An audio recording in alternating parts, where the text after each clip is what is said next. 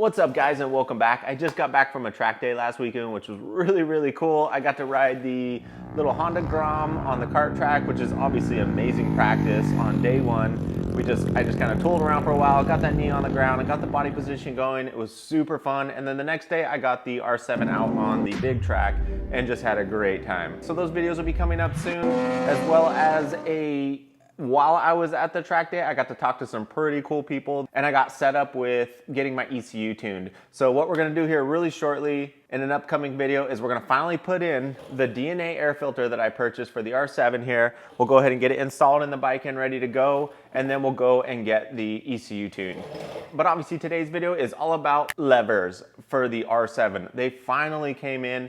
I ordered these a long ass time ago. It took a while for them to get here. So we're gonna quickly get them installed on the bike. We're gonna make sure we do all the lube in the right spots to make sure that they operate correctly. And I'll let you guys know what I think and how they feel. So let's get them installed real quick. So these levers came from a company called MotoStars, and it looks like the company that makes them is actually MG Bike, and they're out of Austria. Build quality is decent. It looks okay. It is definitely milled aluminum. Not terrible, not like the cheap Chinese ones you're gonna buy off of eBay. But here is the brake lever side, which is very interesting how this is gonna work. But we'll go ahead and get that off real quick and check it out. Because I know the biggest issue right now that comes with trying to get levers for the Yamaha R7 is simply the way Brembos work is a little bit different. And the specific Brembo master that we have on the Yamaha or on our R7 seems to be a newer version that I've never seen before. So let's get them installed real quick. So it looks like we have a 4mm up top and a 10mm at the bottom here to take off. So we'll get this 10mm off first. There we go. And our 4mm should also be in there tight as well. It's got a lot of threads. There we go.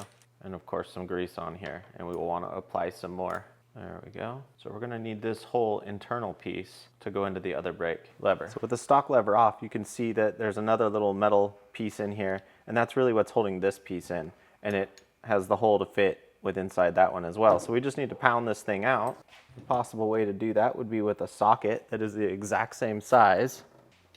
Get a little chunk of wood here. See if we can pop her out like that. And that came out really easily.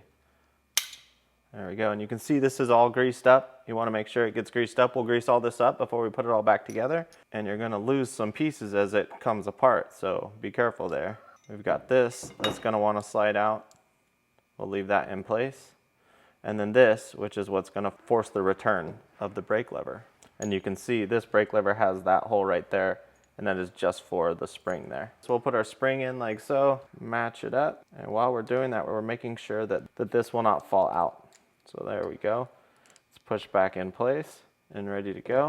We'll go ahead and clean this guy up real good. I want to make sure everything's nice and clean, and we definitely want things to be greased when we put stuff together like this, because these are all rotating parts and you want metal on metal always having some form of grease. Now I'm just going to use some generic automotive grease. If you guys don't like that, or you have something that you feel is better, by all means go use that instead. It's going to take quite a bit of pressure to reduce that spring down to where you can slide that in there.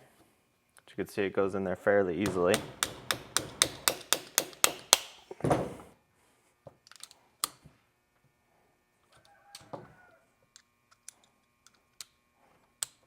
Alright guys, this totally sucks. Now sadly, this roll pin will not fit through all the way to the other side, which totally sucks. It just means the machining process of these is not good enough. I am going to go ahead and drill them out and make them work for myself, but I will definitely not be recommending that you buy these guys. I'd say wait until a better version comes out, one that's better machined. Just remember, don't buy these MG Bike Tech. They seem pretty nice, they seem pretty clean, but yeah, I don't recommend them to you guys. They do not fit. But either way, we'll go ahead and finish the video anyway of how to actually install them, so when you finally do get your hands on some decent set of levers that actually fit, you could still follow this video and get it done. But like I said, I don't recommend MotoStars. Don't buy anything from MotoStars. And of course, I don't recommend that you do this, drilling these out, because you got to keep in mind, this is like the most important thing on your motorcycle. If you can't brake, you're screwed. So never manipulate or do exactly what I'm doing right now to make your stuff work. This is the one component you don't want to be messing with. You want your brakes to actually function. I'll just be drilling this out to where it's just enough to where this roll pin will roll all the way through, and I still don't recommend that you do that. Wait till you get the right levers that actually fit correctly. All right, now that we're all cleaned up, like I said, I don't recommend you do that, but we'll just pick up from here. If you do finally get your hands on some decent levers that actually work as intended, we'll go ahead and stick this guy in here, take our spring, place it on the inside of the lever, and without this falling out, we'll line up the spring inside the hole of this piece. All right, now that we have those together, we should be able to squeeze. Prior to that, we'll go ahead and apply us some grease. Put whatever grease you want on. I'm just gonna use some automotive styled grease. Get it nice and lined up by squeezing that spring in there. And once you're in, there you go. Make sure it's nice and flush, and we're in there. All right, so now let's get to installing this thing back on the bike. As we did with the other nut, we'll go ahead and clean up and re-grease our main bolt as well. Yeah, there we go. So that just runs right into the boot, no problem. Get that lined up. We got fresh grease on our main pivot bolt here. Line her up, push her in. Tighten her down, clean off some of that extra grease that came out. Now the nut that came out of the bottom actually has metal flanges on it, so there's no need to do any Loctite or anything like that on it. We'll just go ahead and put it on. And you shouldn't really need the hex key up here, but just in case we start rotating the whole thing, I'm gonna hold it. Get one nice little bit of pressure on there.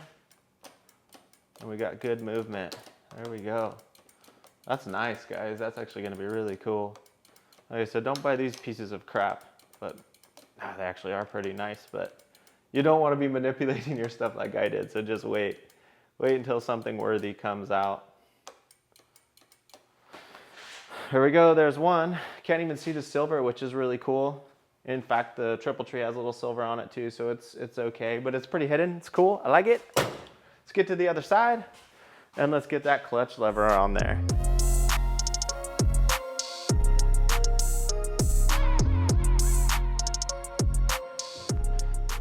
All right, on our clutch side here, underneath we have a 10 millimeter to this flat nut right here. Get off.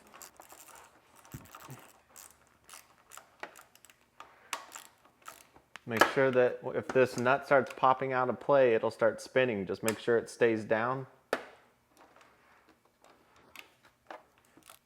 Hold it there. There you go. Hold it all the way in. There we go. So we got these two out of play, and you can tell that's lubed, so we will re-lube that up as well. Now when we pull this out, we're gonna have tension on, obviously, the clutch cable itself. So I'm gonna roll it around. You can see how dirty and nasty it's already getting. It's an important reason why we should keep them greased and cleaned up. But what I'm gonna try and do is cheat just a little bit, bringing her out like so, pulling it out. You can see with my hands there, I can pull it out pretty far with just my fingers. So I'm not gonna try and do any adjustments unless required. Try and pull this little cable out as far as we possibly can. Stick it back inside like so. Once we got this guy, don't forget about this piece right here that needs to come out of the stock lever. We need to clean it up and lube it up. And we'll go ahead and stick it in, rotate around. And be careful with this little push button right here. This is what's going to engage and disengage our quick shifter. So we want to make sure that we don't crush it as we go in, and that we make sure we push it in before we set the brake in so that it actually sits with the little flap as intended, like so. And we've already lubed this guy up too. Run her all the way through. Put our 10 mil little locking nut on the back. There we go. Once we get enough threads, we can get that guy to pop into place. And then get our ratchet back on that little 10 mil down there. And remember, it does not need Loctite or anything like that. It is a little locking nut. We don't need to kill this. It doesn't have to be over tightened. Got nice smooth movement. No major play in the lever. It's not bad. Not bad at all. There we go. Installation complete.